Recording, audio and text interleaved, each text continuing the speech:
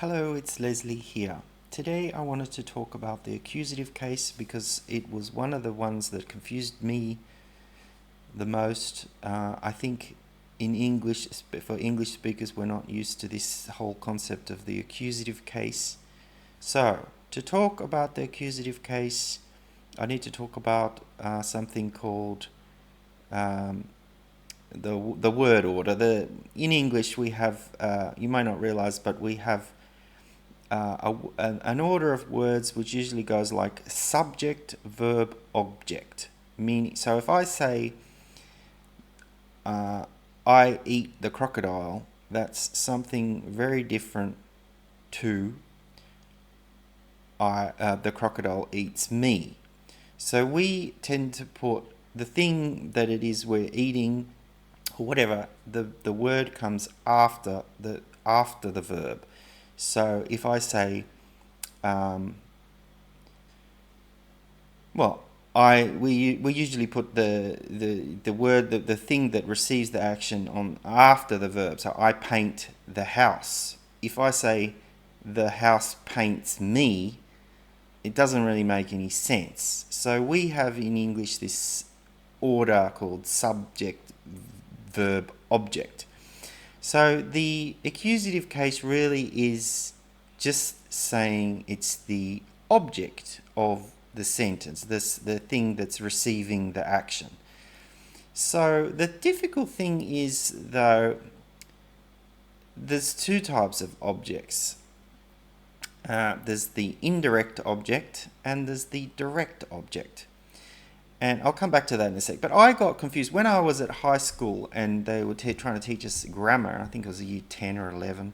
I got very confused because, they talked about what's the subject of the sentence. And say you say, I throw the ball. I thought the ball was the subject of the sentence because say you write an essay about a ball. Well, the subject of the essay would be about a ball, not in terms of grammar, but the actual subject of what you're writing about would be the ball. But in grammar terms, the subject is me, the one that's throwing the ball, and the object is the ball. Now that may make sense because a ball's an object, but I could say I'm talking to you, and then you are the object and I am the subject. So just keep that in mind. Now, anyway, so getting back to there's the direct object and the indirect object. The direct object is simply the ball. I'm throwing the ball, and the ball is the direct object. And if I say I'm throwing the ball to you, the you part, the to you, is the indirect object. So, for example, in Russian, you would need to put the ball in the accusative case. So that's what that means, to show that that's the object that receives the action. So the ball becomes you change that to the accusative case, and then the to you part will be in the dative case. And the I part, the I'm throwing it to you, will remain in the nominative case. So half the time I found with Russian and Finnish or other languages is what case am I using? It's not so much how to form them even, it's when am I using the cases, which part of the sentence to use which case on. So I found this whole concept rather alien at first. So just remember that, the object is the one that's in the accusative case. And in Russian, you usually hear this difference. There's other exceptions and everything, but I won't go into that. I don't want to. I'm not trying to explain to you the case endings in this video, but just when to use them, because I'm getting a lot of complete beginners coming to my YouTube channel. So what was I saying? So if the the noun, if the object, the word, the one that you've got to decline in the accusative case, if that word ends in a and it's a feminine, if it's a feminine word and ends in a, to make it accusative, you just change it to u. And if it ends in ya, it will change to u. But I would just remember that the a changes to u, and then because ya basically ends in a, then you'll know that ya becomes u. So, so that's the thing that I can say there. And then with Finnish, for example, I'm still quite confused about this whole partitive case and accusative case. Now it seems to be, I did some digging. Now it's harder for me because I don't get to practice Finnish. I'm not living in Finland. I don't really plan on living in Finland, so it's more of a curiosity. But it seems to me that the accusative case used to be different in Finnish and it used to end in the letter M, not N, M. So I'm still quite confused about which one to use all the time.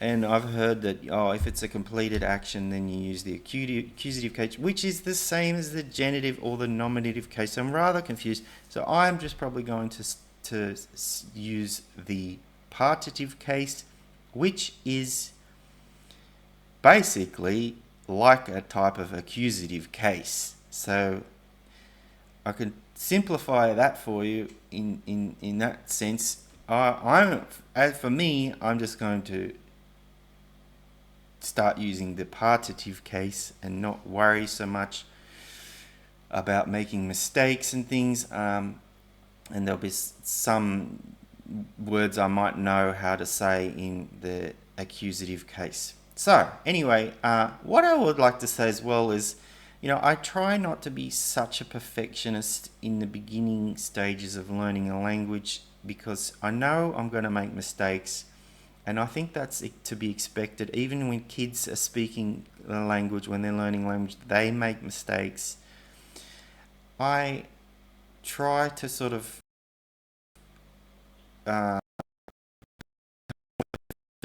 after a few years of learning a language, then I try to learn the finer points. But in the beginning, I try not to be too hard on myself.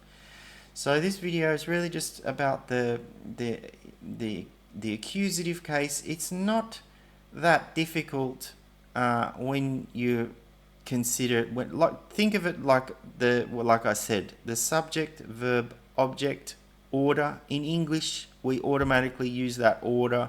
If we use that, if we reverse things around, things don't make as sense. We can't play with the word order like you can in Russian.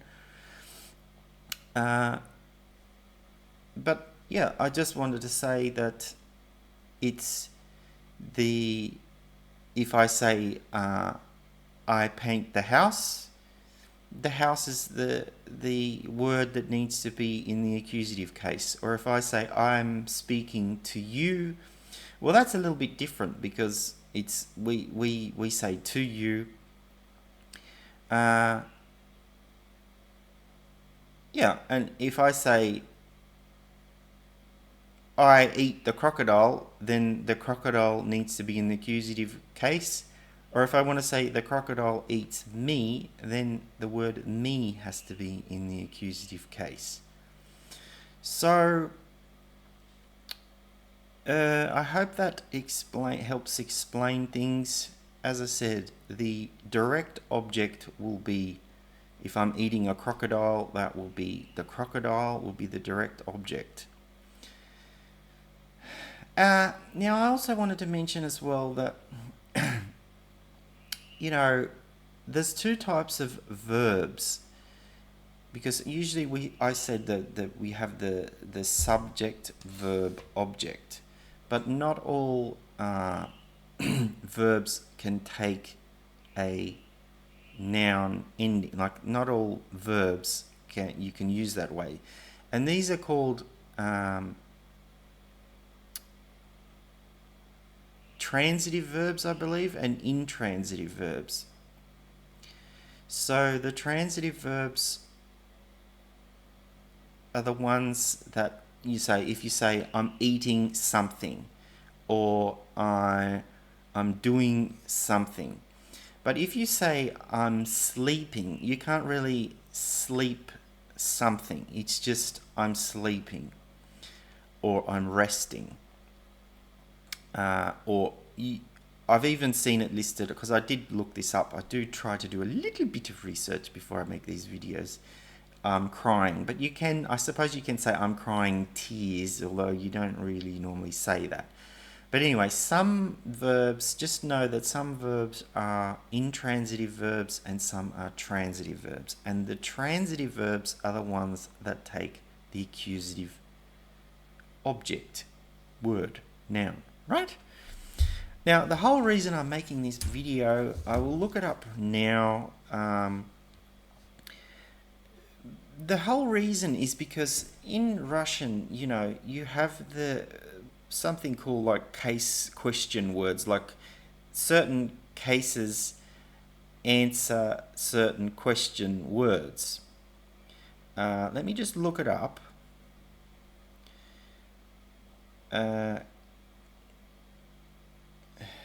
Here we are. It says different cases of what and who. Here it says, in the accusative case, where are we here? I'll have to go back. In the accusative case, this is why I'm making this video, because it says in the accusative case, the question words are что или кого, what or who or whom. And so I found this whole concept of question words to decide what case, I found this concept rather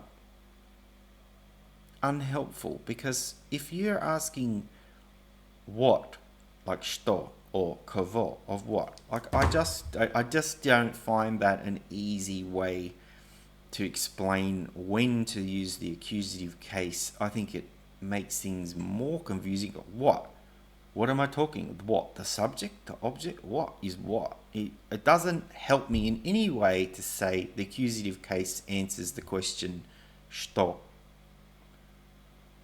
или кого, or whatever it is. I don't even know what it is. I haven't remembered it that way. Yeah, so apparently here's all the case questions. And it says nominative, кто, accusative. See there it says accusative, что, and then under that, кого, what, whom. I don't find this an easy way to know when to use the accusative. So just think of it as in terms of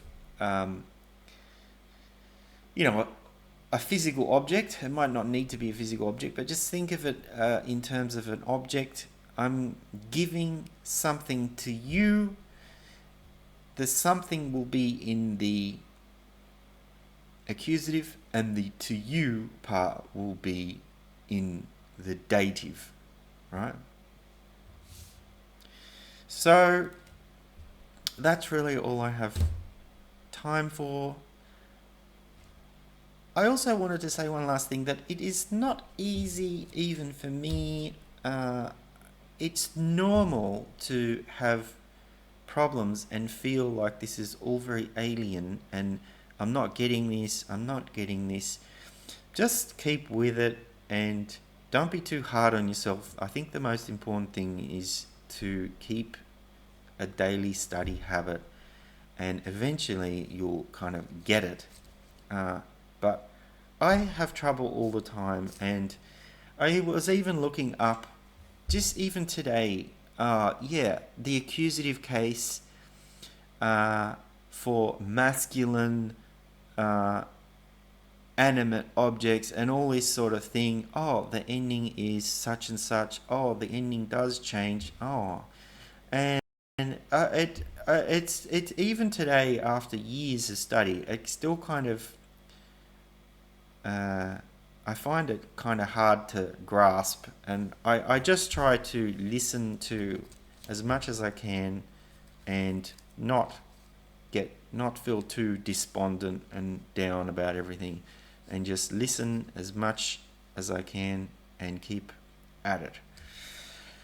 So what I'm saying is, yes, hopefully you find this video helpful, and yeah, I wanted to say that even after years of study, things, they may not seem it just seems to me that even after years, it's still not that easy for people, and that's normal, is what I want to say. Okay, well, that's all I have time for today. Thanks very much for watching.